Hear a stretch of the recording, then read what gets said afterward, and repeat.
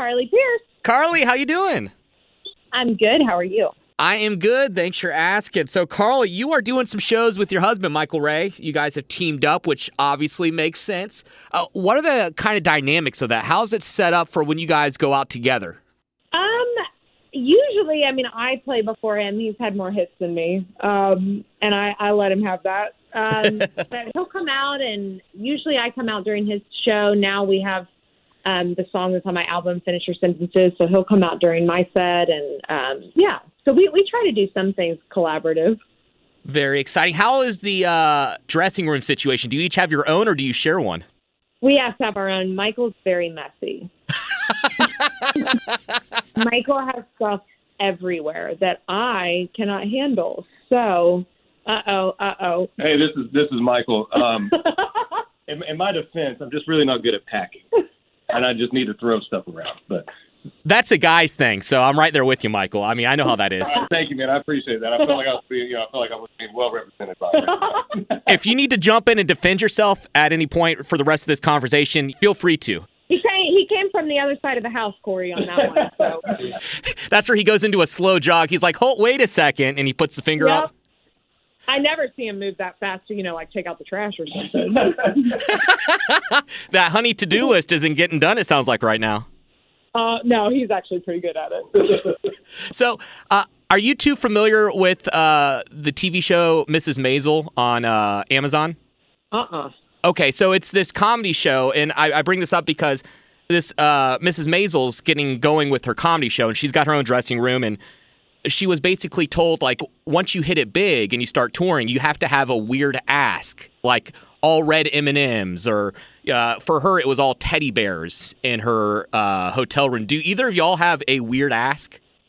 I don't. This isn't going to seem weird to you, but it's my band. It's like an ongoing joke for me. I have like a weird obsession with bananas. Like I have to eat a banana a day, and I'll like bring my own bananas on the bus, but then I'll ask my tour manager to get bananas. And like there's a certain banana that's going to be perfect. So bananas are always on my rider. Do they have to be like curved a certain way? Like, or a certain brightness of yellow? They have to be the right. Yeah, they can't be too yellow. They can't be too green. I don't really like organic bananas. It's super weird. Well, that is. And Orbit gum is my other thing. Or so what? A little weird. What did you say? Orbit gum. Oh, yes. I'm a gum person, so I know exactly what you mean. Like it's a necessity. It is a necessity. Well, let's touch on your new album. So it just came out Valentine's Day. So it's your self-titled album, Carly Pearce. You recorded all that in California, correct?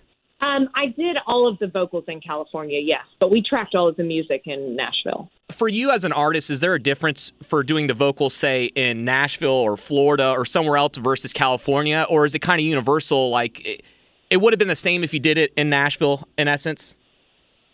I think that there's like I don't know, if you ever visit LA, it's just the weather is so much better. And I got to record the vocals in my late producer's Busby, his home, and he has just like beautiful windows and you can see the sunshine and you eat way better than you do in Nashville. And it's just like it's a more inspiring vibe, and it was nice to kind of change it up and do something different on this record.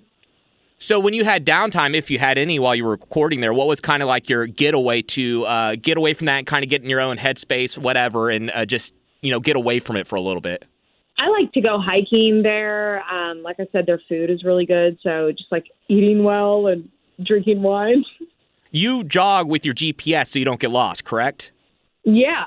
Have you gotten lost recently, like the GPS? Because sometimes it does send you into like funky territory sometimes. You know what's funny?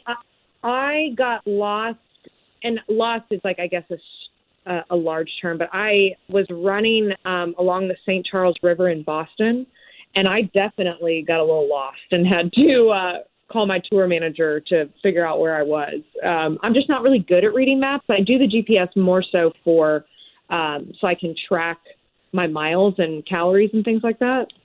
Gotcha. Okay. So I'm assuming they didn't have to send you an Uber. You were able to get back on track at that point in Boston and find your way home? Yes, I did figure it out. So we're a huge fan. We've been playing it. I hope you're happy now with Lee Brice. Luke Combs co-wrote that with you, correct? He did, yeah. How does that go from getting Luke and you writing together, then getting Lee on that? Like, that's just a lot of people to get together for a song. How did that come to be?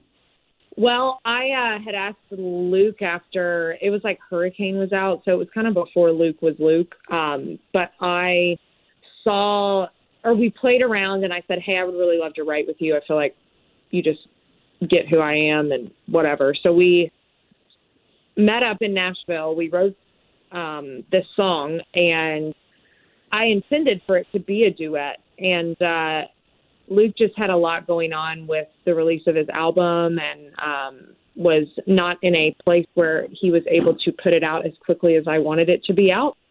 So I asked Lee. Lee was one of my favorite male vocalists in Nashville for years, and I just sent him the song, and really, I mean, he immediately jumped on it, and within 3 days had his voice on it. Is that weird? I know this happens a lot with artists where you record in different areas and then you mix it together. It's not like you're in the same room recording. Is that ever weird trying to get into that mentality of I'm singing to somebody else and we're doing this duet? Yeah, for sure. I think that, you know, Michael and I as well, we didn't record Finish Your Sentences together. So Lee and I have only sang I Hope You're Happy Now at this point 3 or 4 times together. But I feel like after the 3rd or 4th time, we've finally figured it out. Kind of in a groove now. Yeah. So if you were to speak on Michael's behalf, what is his favorite song, you think, on your new album? Probably. I think he really likes Woman Down. And what do you think the reason is behind that? I'm sorry, he's literally sitting here being funny. I would say, I don't know. I think he was raised by a lot of women that I think empowered him, and he's very close. He has a lot of sisters. He's an only brother, close to his mom, close to his grandmother. And I think for the same reasons that I loved that song was it just really spoke to me because of all of the women that I love so much and that were big in my life. Talking to Carly Pearce right now, your new album, Carly Pearce, is out, self-titled. Now that you guys have moved in together, I'm assuming you guys each had your own places beforehand. How did you decide who was going to the other person's place? Did you sell the other place? I mean, or do you still own 2 properties right now? He sold his house. To be quite frank, my house was outside of town a little bit and a little bit slower pace and was about 1/3 of his mortgage. So when he heard how much it was, he was very quick to say, you know what, let's move out here. And we both like it. It's over near the Grand Ole Opry, which we love very much, and it's just a slower way of life. Was he able to bring any of his furniture with him, or did that all kind of get trashed? He brought some of his stuff. We kind of bought and did some things together just to make it feel like our place. What was your guys' first married purchase? Oh, gosh. I don't know that we've really even had a big married purchase at this point. Just little things for our house. Nothing really major yet. Michael would probably tell you my ring. That's why he had to take the less mortgage. He's still paying it off. That thing, it's got to give you a workout lifting that arm every day. Exactly, it does. Do you guys have any kind of agreement? I remember seeing a Brad Paisley interview.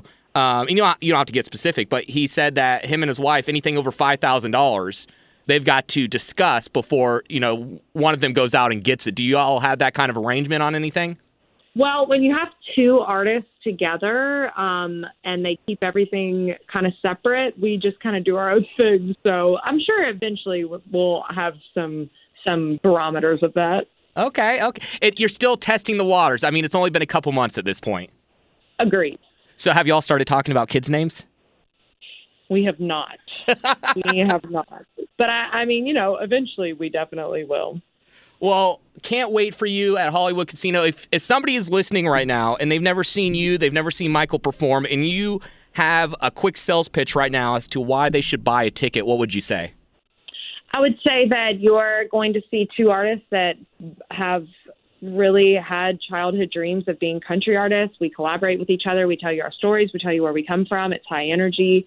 We both bring something different to the table, but then come together for the love of country music and tell you our story together. So you're kind of getting 3 stories in one night.